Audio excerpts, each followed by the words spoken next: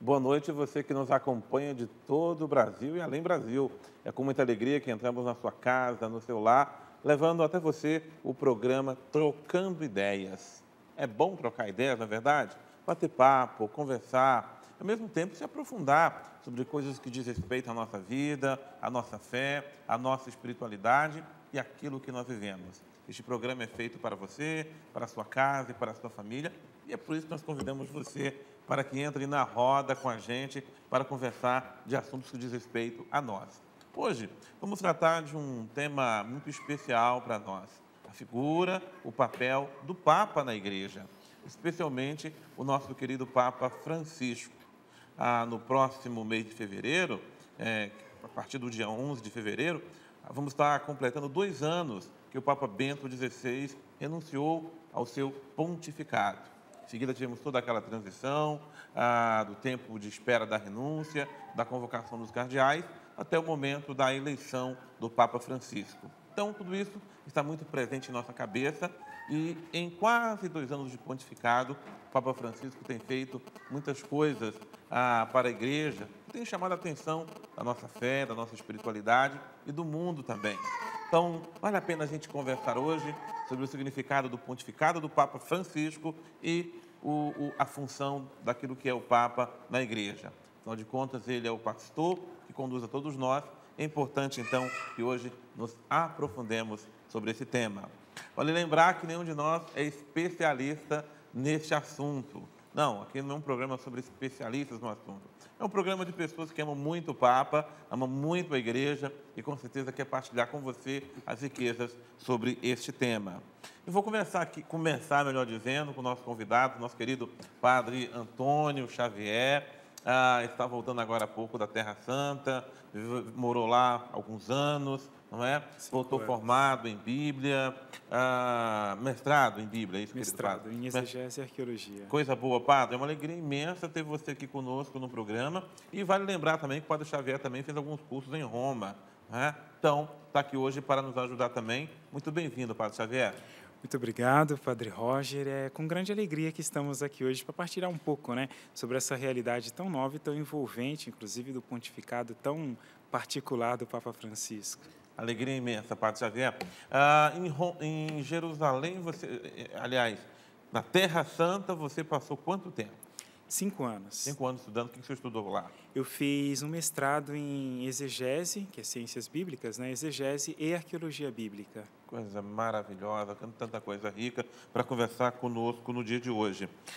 Muito bem, está aqui meu companheiro de trabalho, o grande Rodrigo Luiz, formado em filosofia, está se formando em jornalismo, mas é um verdadeiro vaticanista aqui no meio de nós, né? Boa noite, padre. O Rodrigo esteve comigo quando nós fizemos a cobertura do conclave que elegeu o Papa Francisco como novo pontífice da Igreja.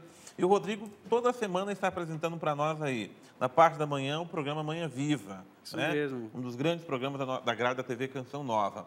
E todas as quartas-feiras a catequese com o Papa Francisco. No domingo também você faz no Ângelus. No Ângelus a gente já pega a tradução diretamente da Rádio Vaticano, né? Coisa No boa. domingo a gente descansa um pouquinho. E é claro, vale lembrar que o Rodrigo também morou muitos tempos em Roma, conhece muito bem ali as coisas que acontecem no coração da igreja em Roma. Então, é uma experiência muito viva para nós sobre esse assunto. É uma alegria tê-lo conosco, Rodrigo. Obrigado, padre. Boa noite, padre. Boa noite a todos que estão em casa.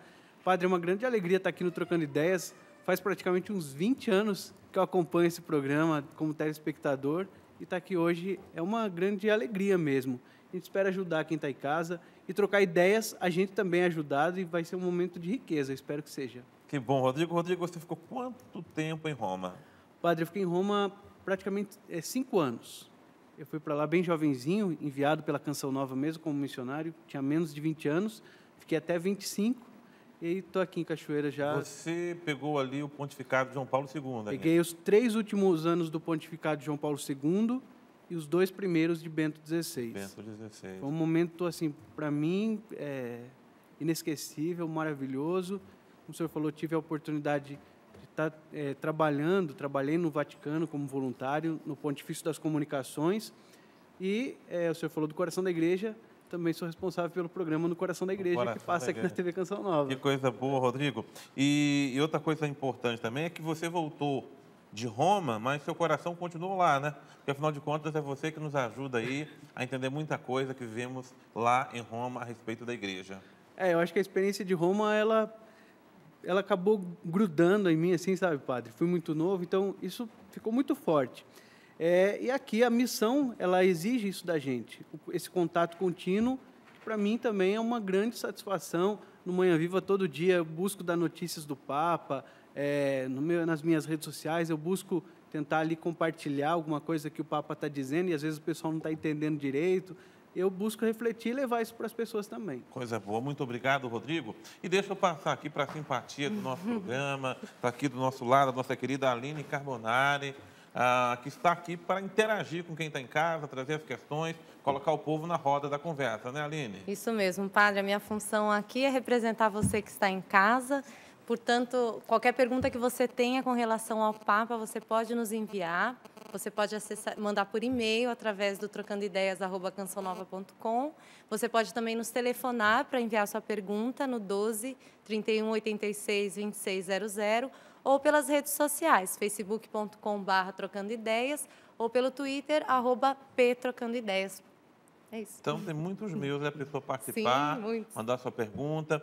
E se a pessoa quer se identificar, certifique, diga onde a cidade que é, né? Exatamente. Você fala, se você gostaria de ser identificado, de onde você é, alguns dados pessoais, né, para a resposta ser o mais exato possível. E caso você não queira ser identificado, basta você escrever e nós não identificamos o seu nome. Coisa boa. Então, estamos aguardando a sua pergunta, a sua participação, para que você participe também aqui do nosso programa. Bom, temos algumas pessoas também aqui no nosso auditório, na nossa plateia. Obrigado por terem vindo. Daqui a pouco vamos dizer de onde é que está vindo cada um, não é? É o Brasil que está aqui representado, porque tem gente do norte ao sul do Brasil conosco aqui, então, hoje, no nosso programa Trocando Ideias. Obrigado a vocês. Bom, eu quero começar com o Padre Xavier, algumas perguntas que já chegaram, e a pergunta é justamente essa. Padre Xavier, como é que é indicado, ou escolhido, as pessoas que integrarão o grupo que vão escolher o Papa na votação?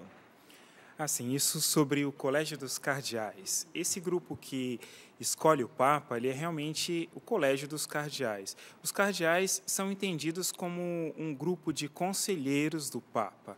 Já houveram várias fases dentro da Igreja sobre a escolha dos cardeais, mas eu respondo a pergunta mais focado no hoje. Hoje, quem escolhe os cardeais é o próprio Papa, e, normalmente, esses cardeais são bispos, sendo que o Papa pode escolher, inclusive, algum padre ou mesmo algum leigo. É um caso mais raro, mas pode acontecer. Como hoje nós temos o cardeal Vanois, que ele é padre, ele não é bispo, era um professor que já recebeu esse título como um título de honra. E não precisa ser ordenado, no caso, bispo, se ele é escolhido padre, quando ele vai ser cardeal? O que é previsto é que, se é um padre, ele seja ordenado bispo, mas o Papa pode conceder a dispensa, como aconteceu no caso do cardeal Vanois, que o Papa Bento XVI dispensou, porque ele já tinha mais de 80 anos, né? Era, na verdade, um título de honra, e um título não só de honra, mas, ao mesmo tempo, colocando ele numa posição de apoiar os demais cardeais em situações que o próprio Colégio dos Cardeais que deve discernir o melhor jeito, uma vez que se trata de um grande professor, né? De um grande estudioso. É assim que é escolhido. O próprio Papa, ele escolhe os cardeais, e aí os cardeais são aqueles que vão votar nessa eleição, que é o conclave, quando a sede de Pedro fica vacante. Agora, você falou da questão desse cardeal com 80 anos, tem uma idade limite do cardeal, no caso, participar do conclave para eleger o Papa. Isso. A idade limite é exatamente essa, de 80. Hoje o Vanois já tem 82 anos. Né? Essa é a idade limite, mas a idade limite para ser eleito Papa, se eu não me engano, são 78 anos de idade. E é a idade também limite de ter um voto válido. O cardeal pode até participar das coisas ali, mas não pode votar. Coisa boa. Muito bem, Padre Xavier, deixa eu passar a próxima pergunta aqui para o Rodrigo, já é complementando o que ele está falando. E como é que é feita, então, a votação para se eleger o Papa? Olha, Padre, essa votação, primeira coisa, pelo menos nos últimos conclaves que a gente tem acompanhado, ela acontece na Capela Sistina, né, no Vaticano, que é uma capela que é visitada por qualquer pessoa que quiser, ela pode visitar esse lugar, mas durante o conclave, como o próprio nome diz, fica fechado, entre chaves, né, conclave. E aí a votação ela vai acontecendo, e como uma votação normal, vamos dizer assim, eles vão vendo quem tem mais votos, e tudo em segredo. Antes, os cardeais faziam um juramento de não falar nada para ninguém, realmente de manter segredo. E essa votação até chegar à eleição do Papa. Ele precisa ter 2/3 dos votos? Ele precisa ter um número superior, aí depende do número de votos, depende do número de cardeais, que são, padre, sabe quantos cardeais eleitores? 120? Atualmente? 122, Então, de 120 cardeais, ele é 122. Em fevereiro agora tem um consistório, que mais cardeais serão criados, né, que já foram escolhidos, vão ser criados, esse é o termo que usa para um cardeal, e aí o cardeal que tiver mais votos, ou um padre, se for o caso, geralmente é 2/3, ele precisa ter um número acima, até ir chegando. A gente ouve assim, histórias dos cardeais que começa empatado, aí eles vão percebendo para qual direção esse número vai até funilando, né? até chegar. E uma coisa que me chamou a atenção uma vez foi o próprio Ratzinger, o cardeal Bento XVI, perguntaram de que maneira o Espírito Santo age. Como é o Espírito Santo que elege o Papa? Ele respondeu: o Espírito Santo age justamente na liberdade dos cardeais. Essa é a ação do Espírito Santo.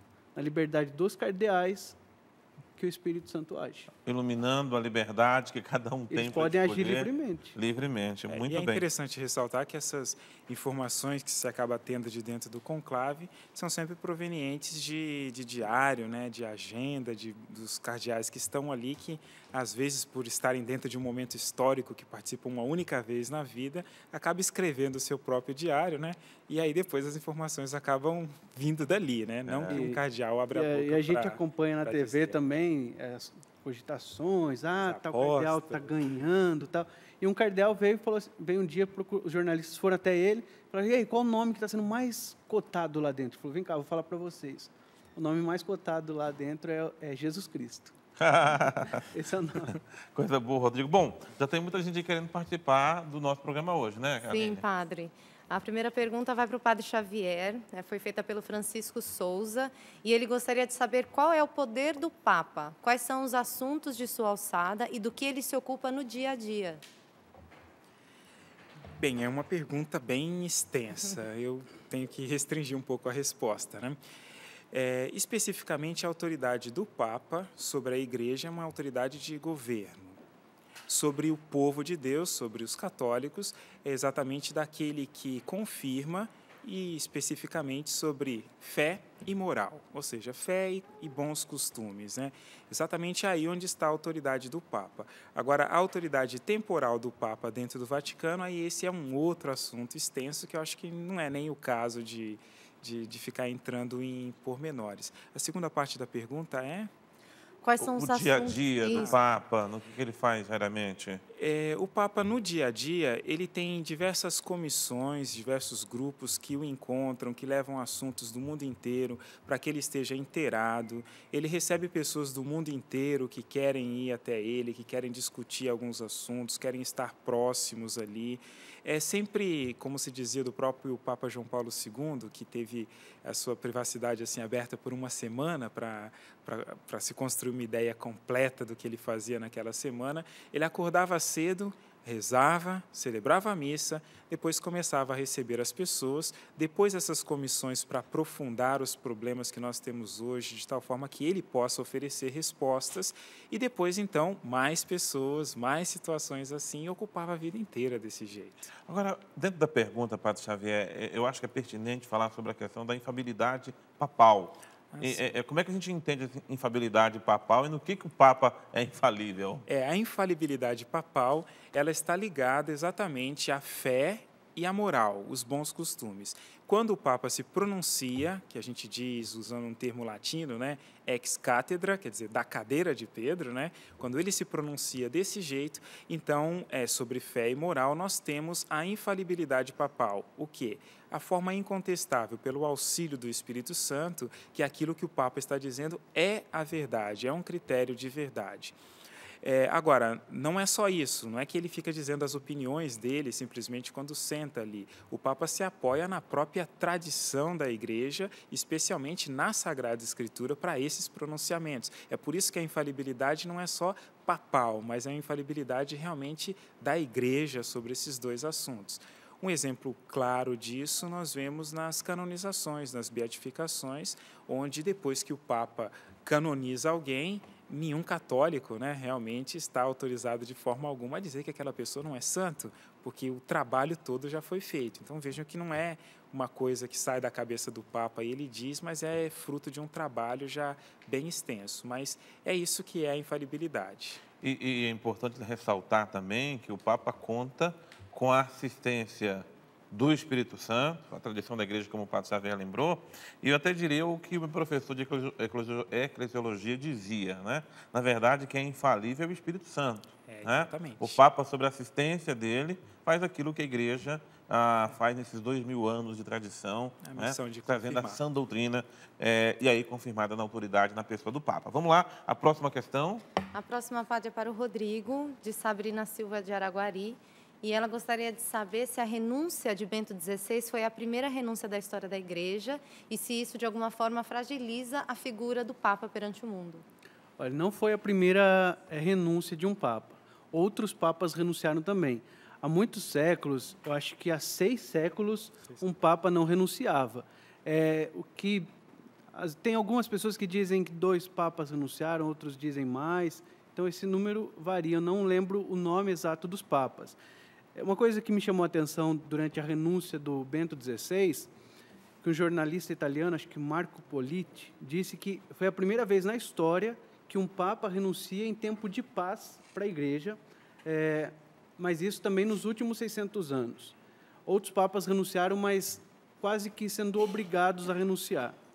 O Bento XVI, como ele mesmo disse, foi uma decisão livre e, na minha opinião, e eu lembro de uma nota da CNBB também, durante a renúncia do Bento XVI, isso de maneira alguma tira o mérito dele ou fragiliza a imagem de um Papa. Eu acho que não. Uma nota da CNBB elogiava, dizendo que foi uma atitude humilde e também de muita honra o gesto dele, porque foi um gesto de alguém que reconheceu seus limites, mas ele não estava tão preocupado com a imagem dele, mas ele estava preocupado com a Igreja, com a barca de Pedro. Não, legal, essa é a minha Rodrigo. opinião. Não, é isso mesmo. E tem outra coisa também. O Papa Bento XVI continua Papa com todos os méritos, não é? E a Nós o decisão chamamos dele de Papa emérito, né? E a decisão foi uma decisão muito consciente também, tanto que ele está muito consciente, continua lá rezando, às vezes a gente vê ele em alguns eventos, acredita-se, e a gente já ouviu falar que ele está escrevendo muito também, então, assim, foi uma atitude bem consciente mesmo. Que, na verdade, nos tempos modernos, o Rodrigo frisou bem, nós não estávamos acostumados, não é?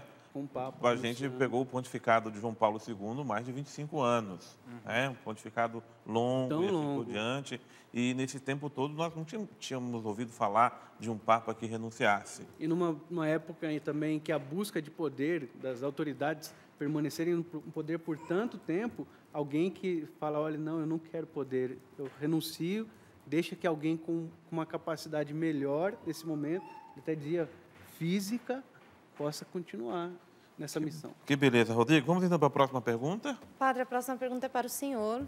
Complementando essa última pergunta, a pessoa não quis ser identificada e ela pergunta, enquanto Papa emérito, Bento XVI ajuda no papado de Francisco, de alguma forma, ou isso não é permitido? E o que Bento XVI tem feito? Então, o Papa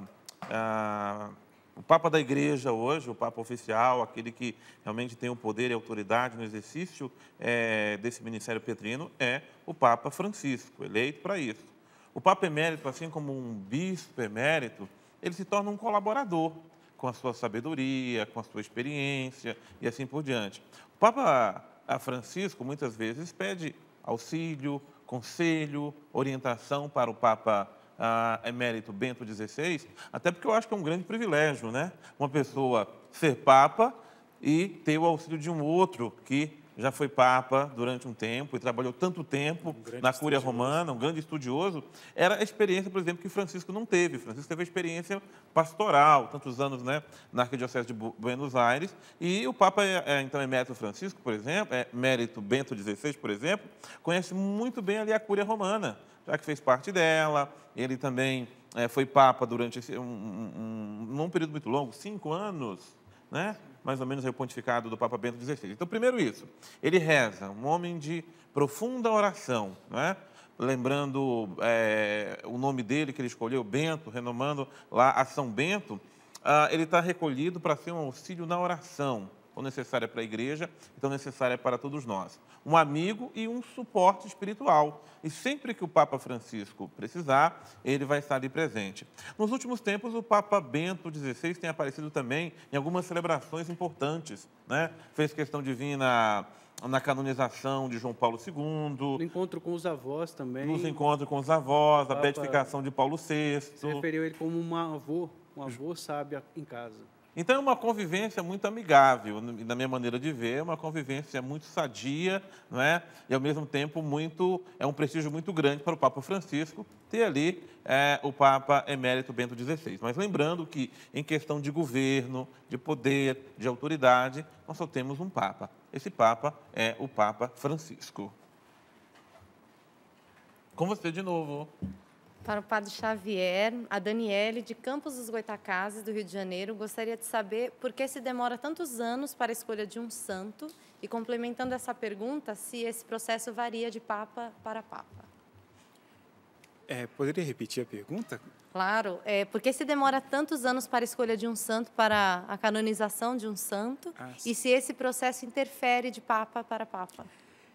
Olha, por norma, se deve esperar 5 anos entre a morte de alguém, mesmo reconhecendo virtudes de santidade, né, para o início do processo de beatificação, que não é nada mais, nada menos que escrutinar, né, procurar na vida da pessoa, a partir de testemunhas, é um trabalho bem extenso, inclusive sinais realmente de santidade, e especialmente que essa pessoa morreu em estado de graça.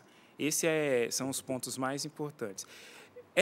São necessários 5 anos para o início desse processo. No entanto, o Papa pode dispensar, somente o Papa pode dispensar esses 5 anos e pode, então, se dar início ao processo de forma mais rápida. É só nisso que pode variar de Papa para Papa. No caso, o Papa Bento XVI fez isso em relação ao Papa João Paulo II. Assim que ele assumiu o pontificado, ele dispensou a necessidade desses 5 anos para que se começasse, então, o estudo para a beatificação. Sem ser o Papa João Paulo II, que eu tenho conhecimento, o último caso disso foi só de Santo Antônio, em 1231. Então, veja que não é que muda exatamente de Papa para Papa, foi um caso assim particular. Agora, o tempo de estudo do processo de beatificação, isso aí depende muito. Pode ser que demore alguns anos, né, como nós temos de alguns que demoraram 3, 4 anos, ou outros que demoram até séculos, como só recentemente foi canonizado o Beato José de Anchieta, agora São José de Anchieta, mas olha só quantos anos já se passaram desse processo, né? Coisa boa, Padre Xavier. Muito bem colocada, respondida a pergunta. Deixa eu ir para o intervalo, eu já falo do CD do Dunga, pelo menos, né? Gente, olha aí, ó. CD por hoje não vou mais pecar. CD e DVD, Dunga gravou ao vivo aqui para todos nós. Nós sabemos que a importância do Dunga, do programa PHN, na evangelização do Brasil, do mundo e da nossa juventude. Tá? Então, está aqui ainda fresquinho, recém-lançado agora no final do ano. E você pode ligar para nós, 12 3186 2600.